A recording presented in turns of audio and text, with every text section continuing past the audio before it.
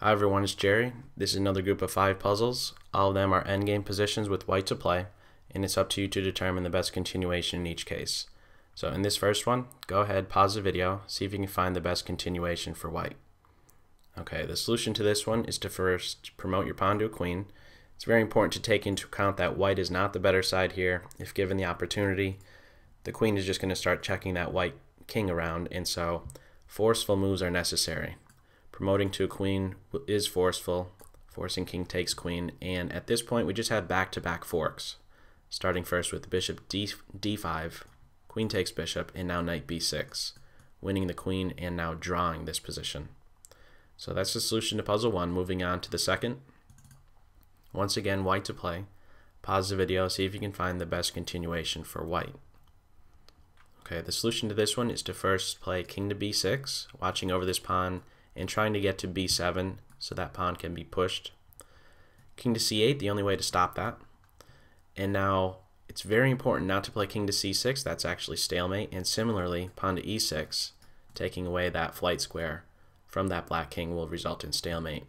And so king to c5 is the move at that point, in which case king takes pawn is now met with pawn to e6. What is this move doing exactly? Well, it's allowing white to regain opposition.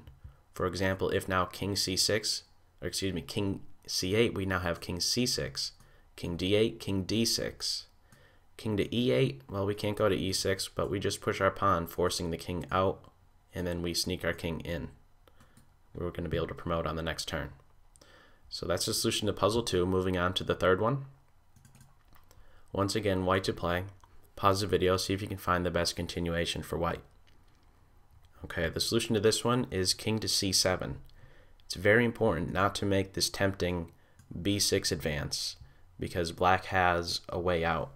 They have a sneaky way to draw this position with playing their king to a8. Playing to b6 will result in a loss. Playing to the corner, however, will allow stalemate possibilities. After king goes to the corner, now there's nothing great that white can do. King c7 is stalemate. If the pawn pushes, we have king b8, at which point king b6 is a stalemate, and any other white king move will allow king takes pawn.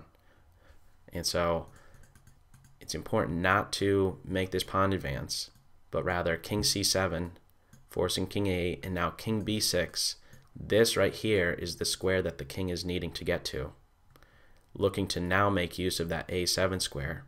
If allowed to get there, if the king plays to c7 or c8, we just have king a7 and then push a few times to queen. And so I guess putting up as much resistance as possible on the black side, king to a8, and we still just push our pawn. Finally the king has to come out, and then king a7 followed by queening. So that's the solution to puzzle 3. Moving on to the fourth. Once again, white to play. Pause the video, see if you can find the best continuation for white. Okay, the solution to this one is e5. In fact, this is the only save in this position.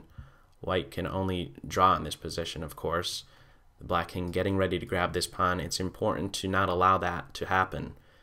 If, for example, king c2, king d4, what's going on here is that black will be able to regain opposition because they can expend a pawn move. d5, and now the white king has to move, and we're seeing now that the black king is making progress, and black will be able to win this position. However, by playing e5 right away and forcing pawn takes, now we can make this next very key move, king to c1. It's very important to play that square. Any other square will result in a loss. King to c2 is met with king to c4. Black has the opposition. Black is the one who's taking away these advancing squares from the white king. King d2, king d4, same thing going on. And so by playing to king to c1, placing the king on the same file as the black king and having there be an odd number of squares in between, white is taking a distant opposition, getting ready to now meet moves like king c4 with king c2, king d4 with king d2. And if this were a variation, we're just going to either have the kings going back and forth, just kind of dancing back and forth, and eventually black is going to have to make some progress to push the pawn, and white can just draw this position, making certain that if the king must retreat, it retreats to a square that's on the same file as this pawn. The move that meets that criteria is king to e1, king f3, king f1, e2, king e1, and now this is going to turn out to be a draw by either stalemate or by winning the pawn. So moving on to the last one, puzzle 5. Once again, white to play. Pause the video, see if you can find the best continuation for white. Okay, the solution to this one is rook to f7, landing a fork, queen takes rook, and now a really neat finish. G takes h. We don't grab the queen. Grabbing the pawn is the only one that's going to save the game. In this position, if queen to g8, well, that would just be a horrible blunder. You wouldn't want to do that. But the reason I point that out is because any other move that's made by black is going to result in stalemate.